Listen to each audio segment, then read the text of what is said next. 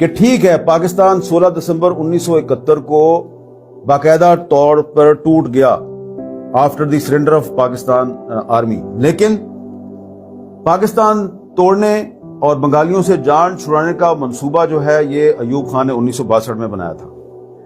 اب اس موضوع پہ ایک پاکستان کے ایک بہت سینئر سیاستدان تھے، 1973 کا آئین بنانے میں ان کا بڑا اہم کردار تھا، وہ ہماری قومی اسمبلی کے اپوزیشن لیڈر تھے اور ان کا نام تھا خان عبد الولی خان۔